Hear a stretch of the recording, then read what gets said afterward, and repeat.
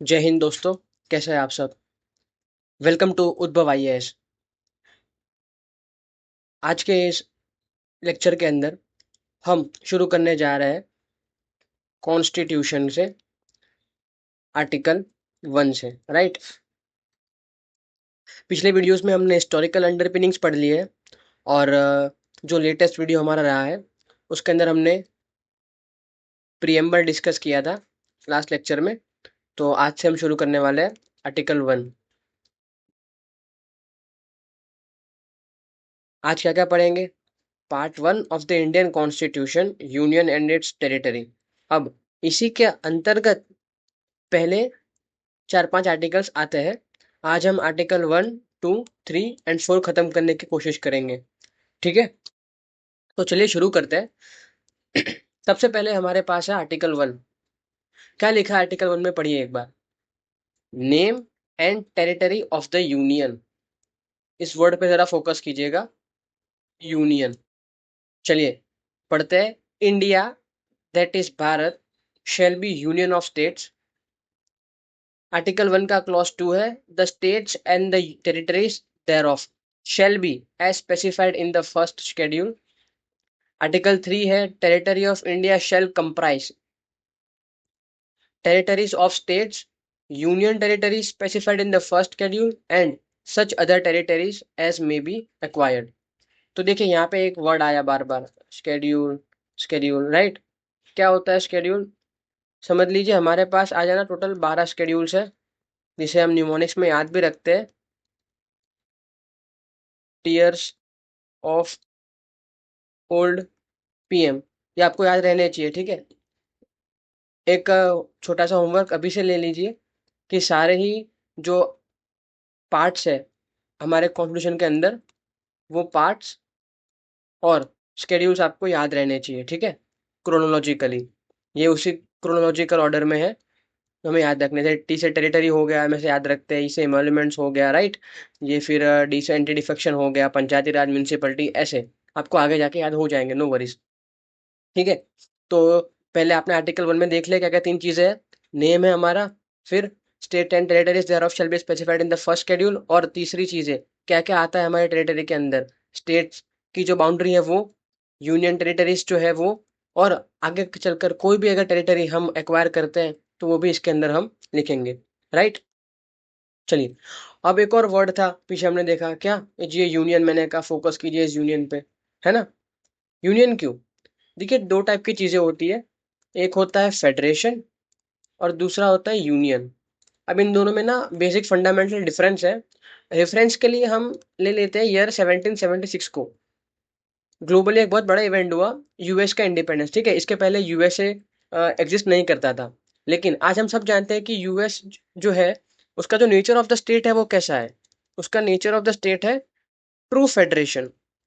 True federation क्या हुआ मतलब इसका, कि जो कॉलोनीज थी ना यूएस के अंदर पहले, मतलब बिफोर, जब यूएस एग्जिस्ट नहीं कर रहा था उसके पहले, हम सब जानते हैं कि ब्रिटेन की 13 कॉलोनीज थी शुरुआत में, फिर आगे जाके बढ़ती रही उस तरह से। तो उन सारी कॉलोनीज, कितनी, 50, ऑलमोस्ट 50 जो स्टेट से, उन्होंने मिलकर एक एग्रीमेंट किया, और उस एग्रीमेंट के अंतर्गत उन्होंने डिसाइड किया कि अब हम सब एक एकजुट हो जाएंगे और अपने आप को एक देश बनाएंगे, राइट। तो उनकी जो 50 जो स्टेट्स थे वो सब एकजुट हुए, और फिर उसे उन्होंने कह दिया यूनाइटेड स्टेट्स ऑफ अमेरिका। नाम में ही है कि यूनाइटेड, ये सारे स्टेट एक दूसरे के साथ यूनाइट हुए और उन्होंने फिर एक देश बनाया जिसे हम कहते हैं United states of America, right. ये था ट्रू फेडरलिज्म, ठीक है। मतलब इसको हम समझ सकते हैं कि कमिंग टुगेदर, कैसे याद रखना है, coming together type of federation, right.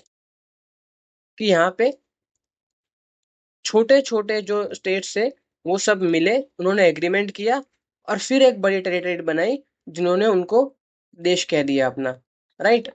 ये हो गया यूएस का रेफरेंस, ठीक है। अब हम अपना देखते हैं कि इंडिया के कंटेक्स्ट में कैसा है। इंडिया में कैसा था कि आफ्टर द ब्रिटिशर्स लेफ्ट, ठीक है, कैसा होगा कि छोटे छोटे काफी सारे हमारे यहाँ पे राजा रजवाड़े थे, प्रिंसली स्टेट से हम कहते थे, ठीक है। लेकिन उन सब के बीच में ऐसा कोई कॉन्ट्रैक्ट नहीं हुआ है जैसे कि यूनाइटेड स्टेट्स ऑफ अमेरिका में हुआ था, ठीक है। कि हम सब मिलकर एकजुट हो जाएंगे और एक देश बनाएंगे, ठीक है, ऐसा नहीं है। स्मॉलर स्टेट्स के साथ में कोई कॉन्ट्रैक्ट नहीं हुआ था, ठीक है। इसे हम कह सकते हैं हमारे इंडिया के कंटेक्स्ट में कि ये होल्डिंग टुगेदर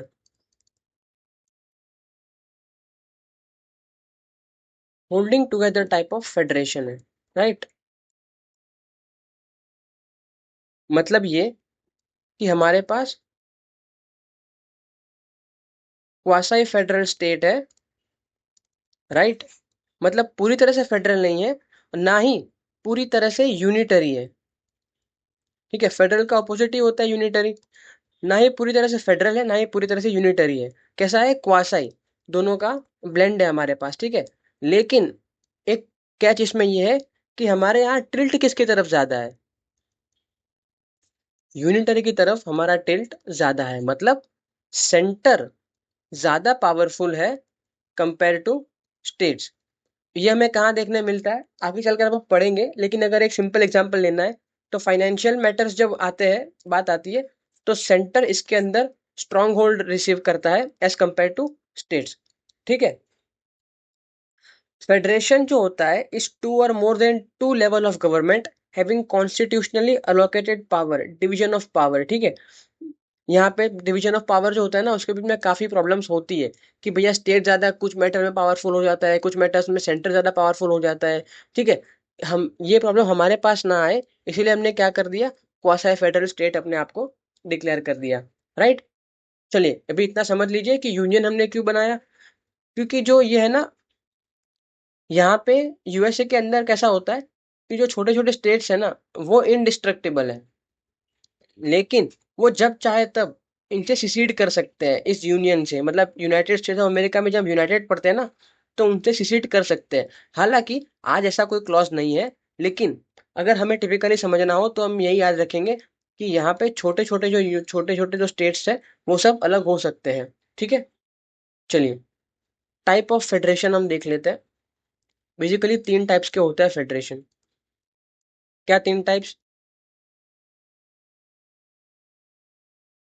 पहला हमने देखा ट्रू फेडरेशन। दूसरा हमने देखा कन्फेडरेशन।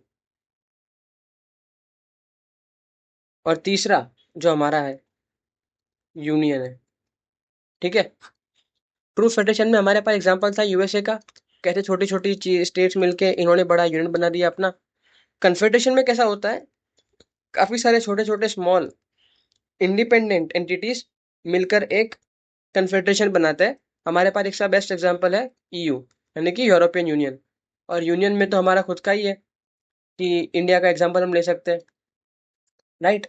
अब देखिए इसकी एक मेन कैरेक्टरिस्टिक क्या है पता है, कि यहाँ पे जो छोटी छोटी एंटिटीज है ना, वो इंडिस्ट्रक्टिबल है, वो इंडिस्ट्रक्टिबल है। और बड़ा जो एंटिटी है वो डिस्ट्रक्टिबल है, मतलब जब चाहे उसे सिलेक्ट कर सकते हैं, ऐसा क्लॉज होता है इसके अंदर, राइट। कन्फेडरेशन में भी कुछ सेम ही रहता है थोड़ा बहुत, कि जो लार्जर यूनिट होता है वो डिस्ट्रक्टिबल होता है। ये जो लार्जर यूनिट है ना, वो डिस्ट्रक्टिबल है, राइट। स्मॉलर यूनिट जो होता है, जैसे काफी सारे इसके अंदर नेशंस आ गए ना, ये नेशंस इनडिस्ट्रक्टिबल है, सोवरेन है, ठीक है। ये हमें याद रखना है। मतलब कुछ पर्पस इन्होंने डिसाइड किया होगा कि चलिए ये पर्पस से हम एक कन्फेडरेशन बना देते हैं ताकि हम सबको फायदा हो जाए। जैसे अगर कोई मान लीजिए यूएसए को फ्री ट्रेड एग्रीमेंट करना है यूरोपियन कंट्रीज के साथ, तो हर एक कंट्री से अलग अलग करे, उससे अच्छा क्यों ना यूरोपियन यूनियन से ही कर दे फ्री ट्रेड एग्रीमेंट, ठीक है। ये एग्जांपल मैंने इसलिए लिया है क्योंकि अभी अभी हाल ही फिलहाल में हमारा यूके के साथ फ्री ट्रेड एग्रीमेंट साइन हुआ है, ठीक है। करंट अफेयर में काफी प्रचलित है, तो आप सब एक बार पढ़ लीजिएगा। और दूसरा है यूनियन हमारे पास। यूनियन में गेम कैसी होती है कि जो छोटे छोटे स्मॉलर एंटिटीज जो है ना, वो डिस्ट्रक्टिबल है, और जो मेन बड़ी एंटिटी है वो इनडिस्ट्रक्टिबल है।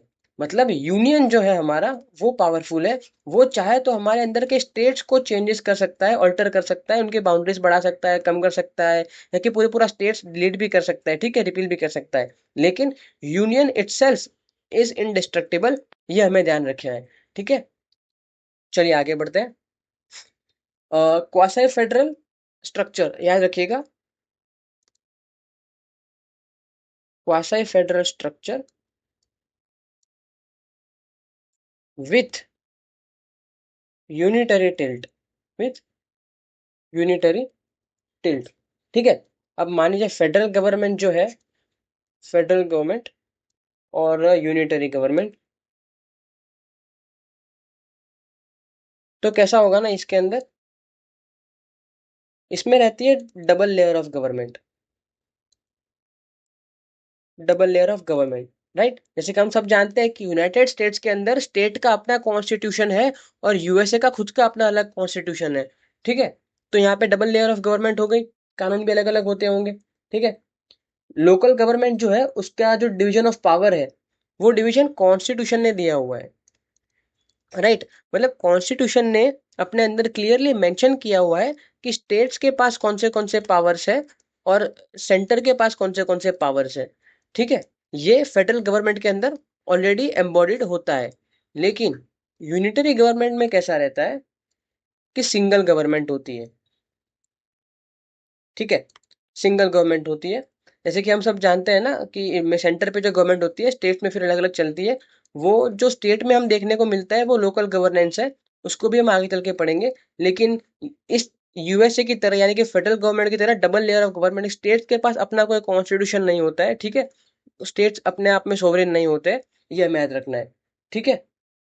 और इसमें जो लोकल गवर्नमेंट है ना, लोकल गवर्नमेंट, इसकी जो पावर्स है वो parliament time to time decide करता रहता है, चाहे तो चेंज भी कर सकता है, उन्हें पावर ज्यादा भी दे सकता है, कभी कभार पावर छीन भी सकता है। ठीक है। तो यहाँ पे पार्लियामेंट के ऊपर है।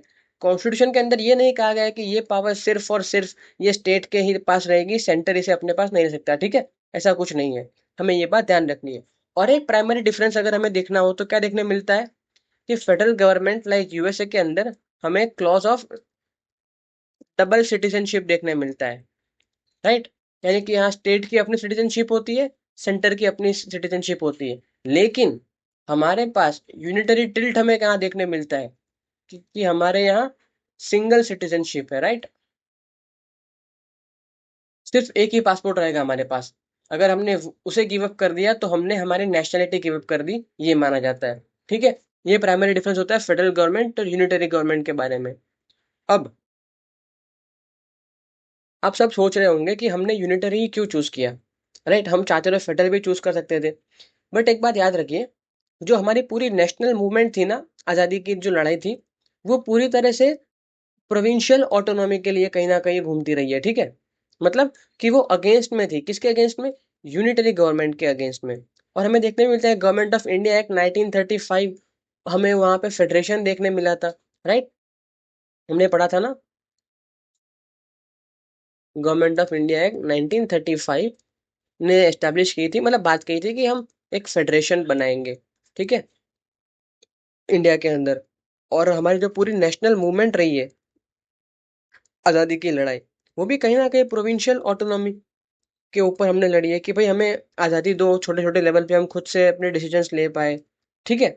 इसलिए हमने यूनिटरी गवर्नमेंट की जो आइडिया थी ना, उसको उस टाइम पे इतना अच्छे से फॉलो नहीं किया, इसलिए हमारे पास आज फेडरल नेचर ऑफ कॉन्स्टिट्यूशन हमारे पास है, राइट। और पूरी तरह से ट्रू फेडरेशन भी क्यों नहीं है हमारे पास, ये भी तो सवाल आएगा कि हमारे पास ट्रू फेडरेशन भी क्यों नहीं है। सिंपल सा रीजन है कि कोई एग्रीमेंट नहीं हुआ है हमारे मतलब स्टेट्स के बीच में कि हम सब स्टेट्स मिल के एकजुट हो जाते हैं और फिर अपना अलग से एक नेशन बनाते हैं, नहीं, इस तरह से नहीं है। हमारे यहाँ कैसा हुआ है, छोटे छोटे स्टेट्स को यूनाइट किया गया है और फिर एक बड़ा यूनियन बनाया गया है। इसलिए हमारे पास यहाँ पे यूनिटरी टिल्ट हमें देखने मिलता है। इंपॉर्टेंट चीज ये है कि इन ट्रू फेडरेशन, ठीक है, as well as in union type of federation, states can not secede. मतलब फेडरेशन चाहे यूनियन वाला हो या ट्रू वाला हो, यहाँ पे छोटे जो स्टेट्स होते हैं वो सीसीड नहीं कर सकते, मतलब अलग नहीं हो सकते। ठीक है, मेन एंटिटी से, राइट। चलिए आगे बढ़ते हैं। अब जब हमने इतना कुछ पढ़ ही लिया है, तो कुछ बड़ी पर्सनालिटीज जो रही है हमारे पास्ट में, वो उनका क्या कहना है फेडरल स्ट्रक्चर को लेकर या यूनिटरी टिल्ट को लेकर।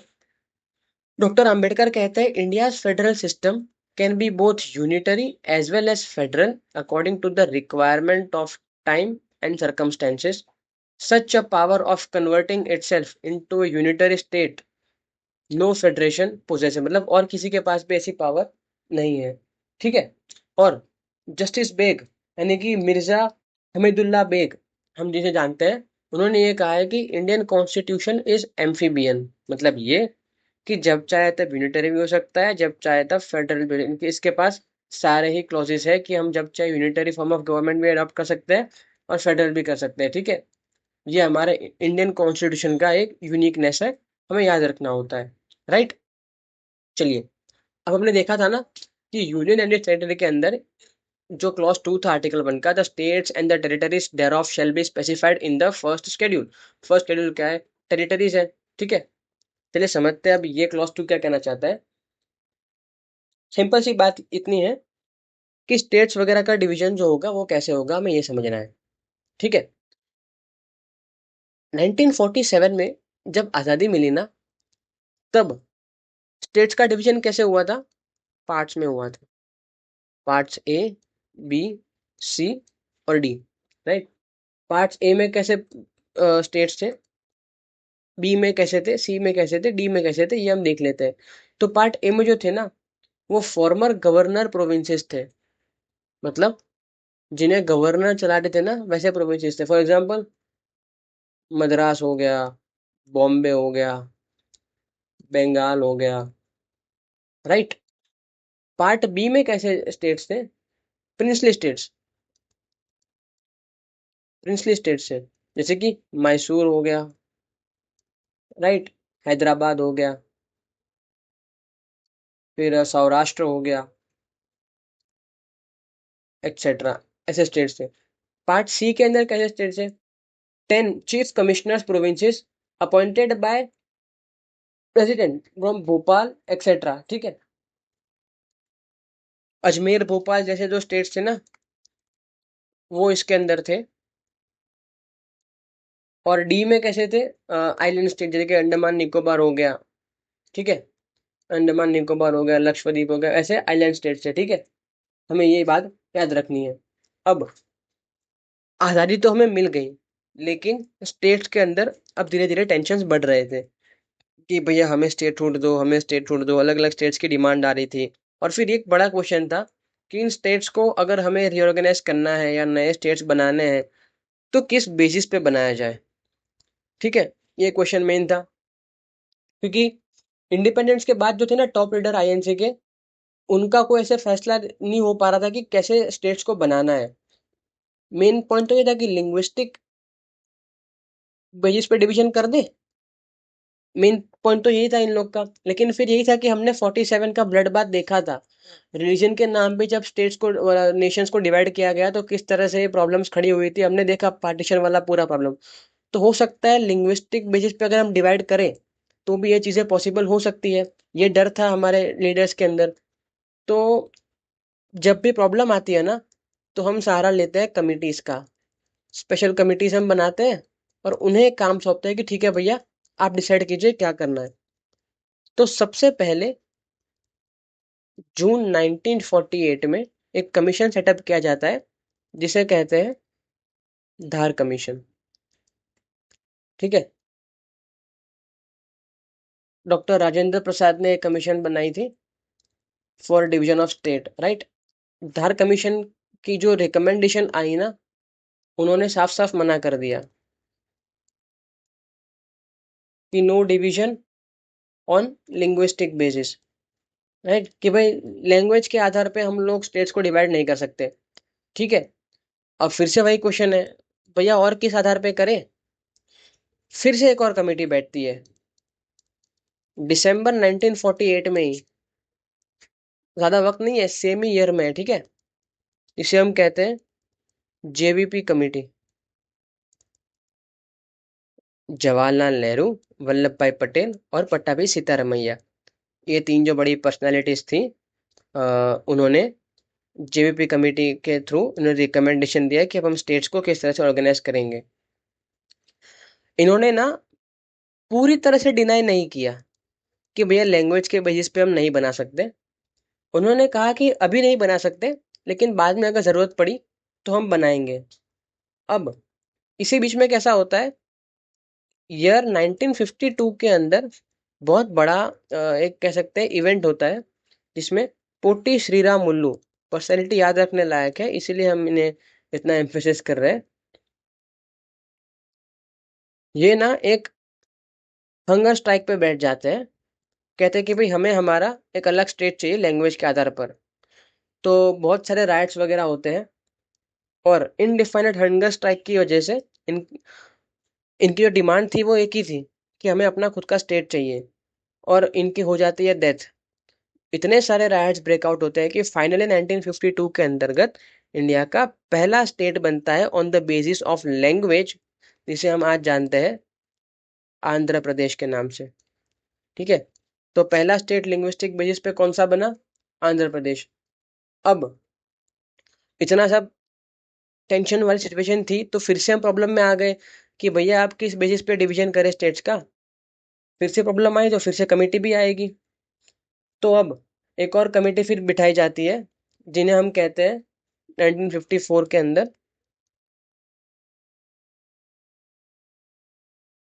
फजल अली कमेटी। ठीक है, और इन्होंने फाइनली ये रिकमेंड किया कि ठीक है, हम लैंग्वेज के आधार पर स्टेट्स बना सकते हैं। और फिर इसी के रिजल्ट में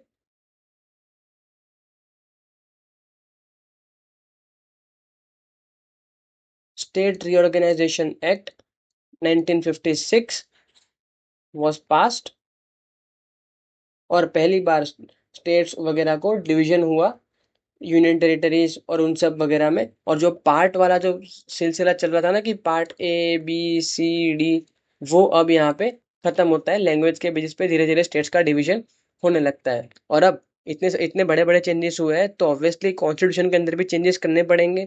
तो शेड्यूल्स में भी चेंजेस हुए, और कुछ आर्टिकल्स में भी चेंजेस हुए, जैसे कि आर्टिकल 1 में क्लॉज 3, उसका सब क्लॉज B।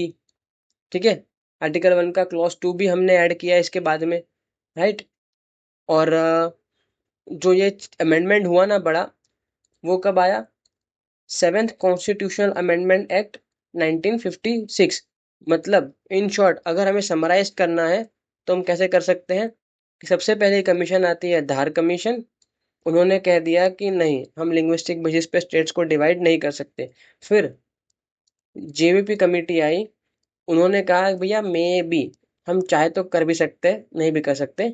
और फाइनली स्टेट रिओर्गेनाइजेशन एक्ट जो आया, फजल अली कमेटी, उन्होंने कह दिया कि भैया ठीक है, लैंग्वेज के बेसिस पे स्टेट्स का डिवीजन होना चाहिए।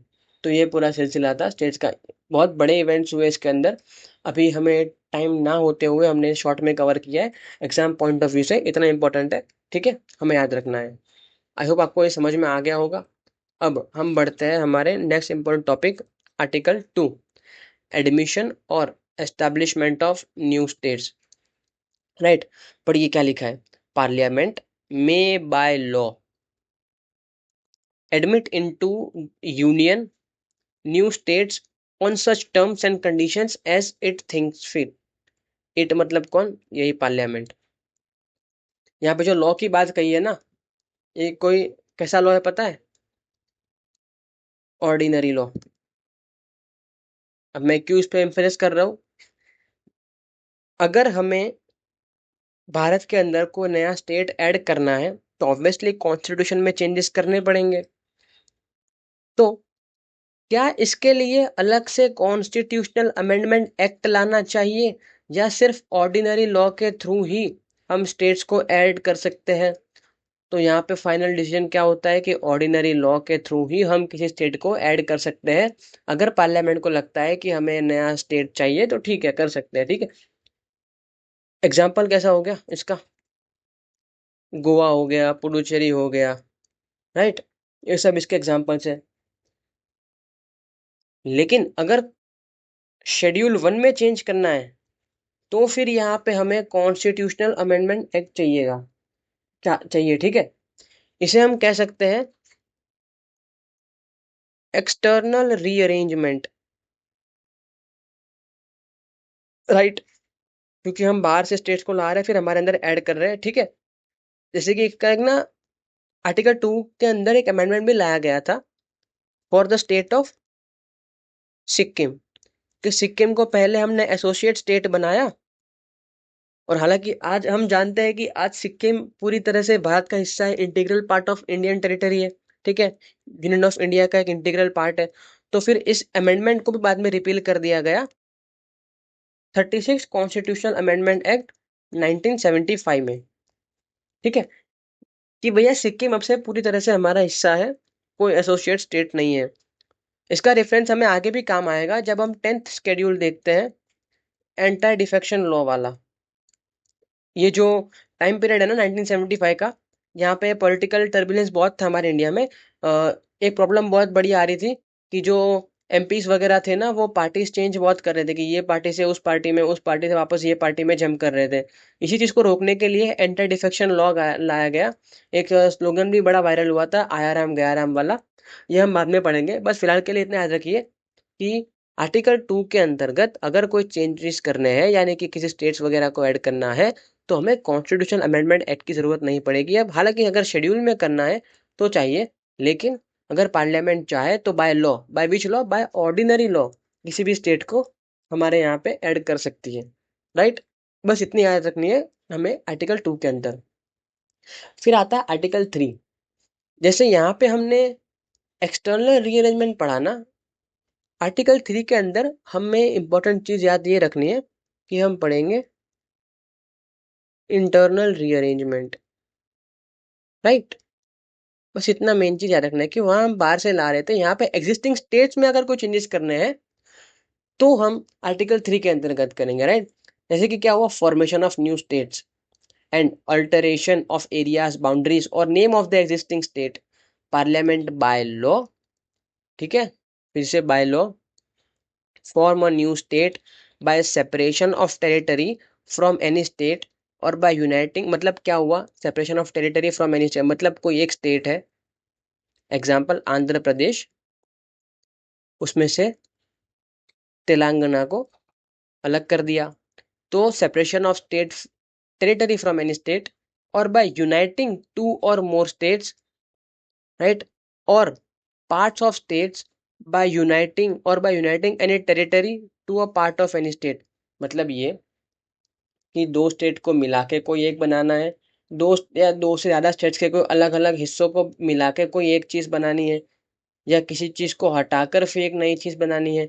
इन सब स्टेट्स के अंदर चेंजेस वगैरह हम आर्टिकल 3 के अंतर्गत करते हैं, यानी कि इसे हम कहते हैं इंटरनल रीअरेंजमेंट, राइट।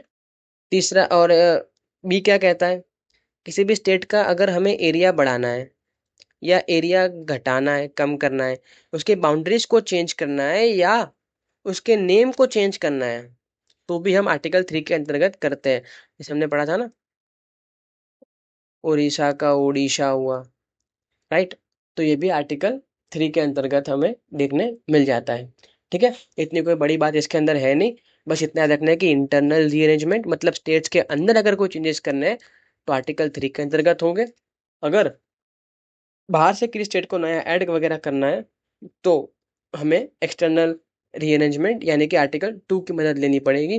यहाँ पे भी हमने जो बाय लॉ लिखा वो ऑर्डिनरी लॉ ही है, ठीक है, not any constitutional amendment act, ठीक है।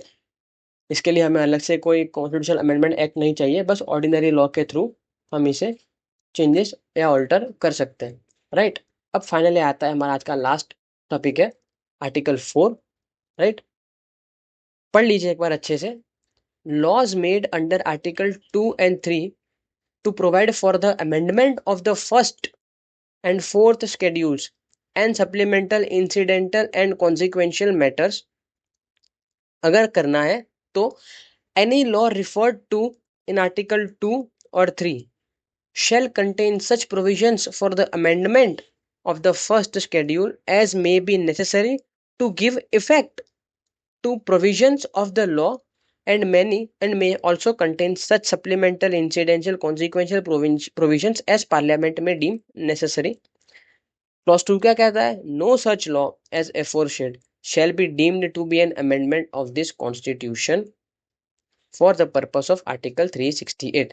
यहाँ पे हमें नया आर्टिकल देखने मिला है, आर्टिकल 368। क्या है article 368? Amendment of the constitution. अब आर्टिकल 4 क्या कहता है? सिंपल सी बात समझ लीजिए, जो हम आगे पढ़ के आए हैं वही हमें चाहिए, कि अगर ये चेंजेस हमें करने हैं और इसके अंतर्गत अगर हम कॉन्स्टिट्यूशन के अंदर कोई चेंजेस ला रहे हैं तो अमेंडमेंट करना पड़ेगा, राइट?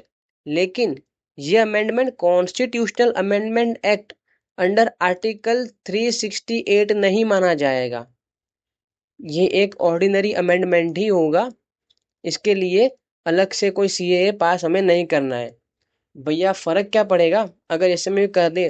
तो यहाँ पे फर्क पड़ता है मेजोरिटीज का। जब हम पार्लियामेंट वगैरह लेजिस्लेचर वगैरह पढ़ेंगे, उसमें हम देखेंगे कि किस तरह से अलग अलग टाइप्स के लॉ होते हैं, उन्हें पास करने के लिए अलग अलग टाइप की मेजोरिटीज चाहिए। स्पेशल मेजोरिटी आती है, सिंपल मेजोरिटी आती है, राइट? अलग अलग मेजोरिटीज हम आगे चल के पढ़ेंगे। तो अगर कॉन्स्टिट्यूशन अमेंडमेंट एक्ट हमें चाहिए तो उसके लिए स्पेशल मेजोरिटी लगती है। उसके अंदर स्टेट्स की रिकमेंडेशन भी चाहिए, यानी कि 50% से ज़्यादा स्टेट एग्री भी करने चाहिए। ये सारे जो क्लॉजेज हैं हम आगे चल के पढ़ेंगे। बट फिलहाल इतना याद रख लीजिए कि जब आर्टिकल 2 और 3 में चेंजेस करने हैं तो कॉन्स्टिट्यूशनल अमेंडमेंट एक्ट हमें नहीं चाहिए। सिंपल ऑर्डिनरी लॉ के थ्रू हम इसमें चेंजेस कर सकते हैं। ठीक है? आई होप आपको आर्टिकल 1 से लेकर 4 तक की ये चीज़ें समझ में आ गई होगी। आज के लेक्चर में हम सिर्फ इतना ही रखेंगे, ताकि आगे चल के हम और जो डेवलपमेंट्स है वो अच्छे से समझ पाए। ठीक है? एज यूजुअल देख लेते हैं कुछ एमसीक्यूज पीवाईक्यूज वगैरह। पहला है, consider the following statements, the territory of union of India includes only states. चलिए आइए वापस देखते हैं क्या लिखा है। Territory of India shall comprise territory of state, ठीक है, ये तो दिया है हमें स्टेटमेंट में, लेकिन union territories and such other territories में बी एक्वायर्ड। ठीक है? ये सारी चीजें, यहाँ पे ये स्टेटमेंट हो जाती है गलत, कि भैया सिर्फ स्टेट्स नहीं, यूटीज भी तो है। और आगे चलकर इफ द पार्लियामेंट में डीम फिट, तो आगे चल के भी अगर कोई स्टेट्स वगैरह ऐड होते हैं तो वो भी इंडिया का इंटीग्रल पार्ट ही माना जाएगा। ठीक है?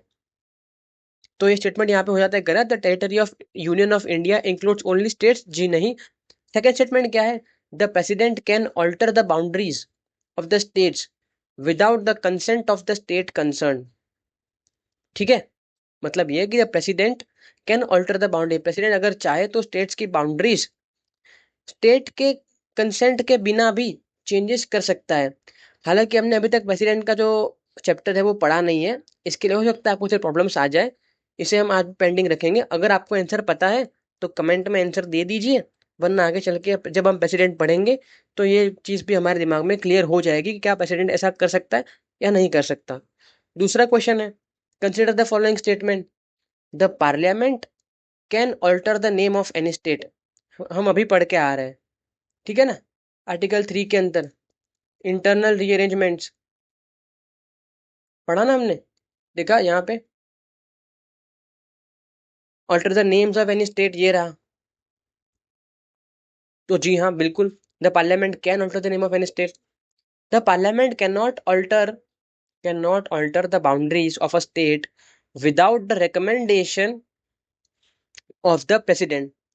फिर से यहाँ पे प्रेसिडेंट वाला क्लॉज आया। कोई बात नहीं, हम देख लेते हैं कि without the recommendation of the president, parliament चाहे तो क्या वो स्टेट की बाउंड्रीज वगैरह चेंजेस कर सकता है? जी हाँ बिल्कुल कर सकता है, क्योंकि यहाँ पे प्रेसिडेंट का रिकमेंडेशन इसमें हमें नहीं चाहिए रहता है। ठीक है? अगर कंफ्यूजन हो तो कोई बात नहीं, आगे चल के ये भी पढ़ लेंगे। और एज यूजुअल अगर आंसर पता है तो कमेंट में बता दीजिए, राइट, क्या आंसर होगा।